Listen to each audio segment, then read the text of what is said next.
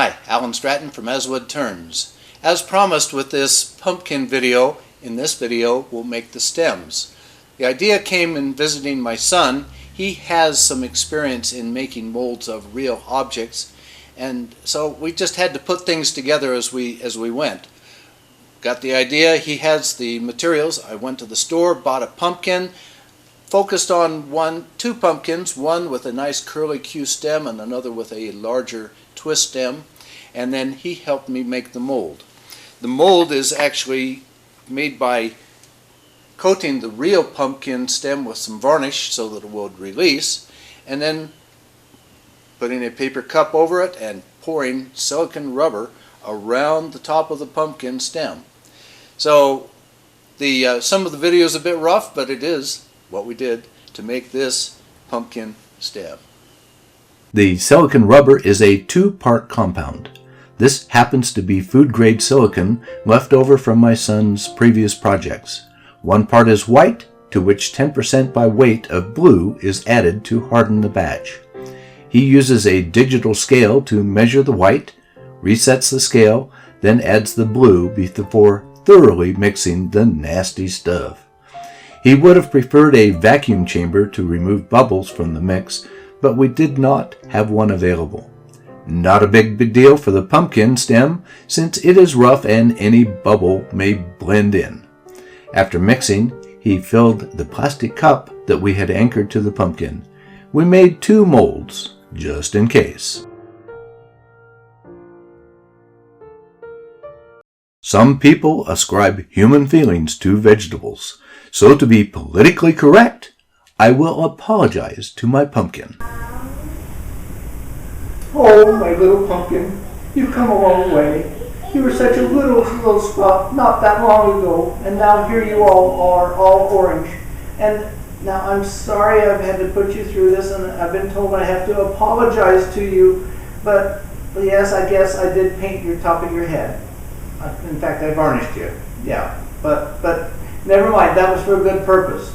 And then, yeah, I did put that clay around your head and made you look like you had a fez on. But yeah, it's for a good purpose. And then, oh yeah, I did fill that whole cavity with silicone rubber. But you know, really, it's a good purpose, and your sacrifice will be noted, and it will be appreciated, assuming I can get the mold off.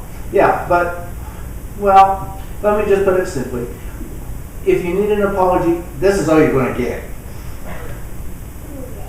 After hardening for a day, we had a bit of a contest to see who could unmold his pumpkin first. He won. After that, as we flew home, TSA inspectors felt compelled to check out the 2 solid blocks of rubber stuff still in my luggage. Fortunately, they decided it was not explosive, and we made it home. Back at home in my shop, I have some 2-part countertop finish that is rather old. I'm using that as my mix. I sprayed each mold with spray kitchen oil.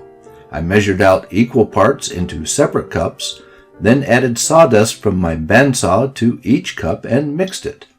I tried to use a kitchen-grade vacuum setup to remove air bubbles. It removed some, but did not pull a very strong vacuum. Then, after mixing the 2 parts together, I tried again with the vacuum chamber. Then poured it into the molds and let it harden.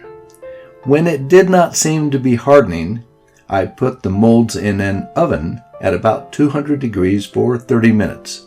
That did the trick. It hardened. However, I threw away the unused part. It's too old. After some extra time to cool and harden, I pulled them out of the molds.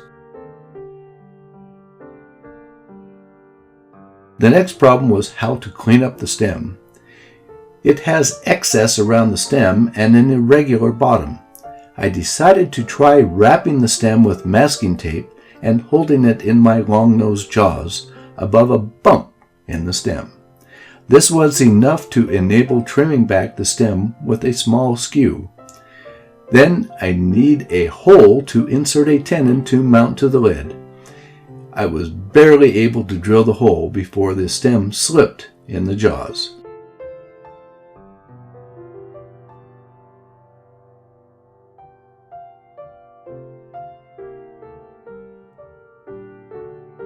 Next, I mounted some cedar and turned down a tenon to fit the hole in the stem.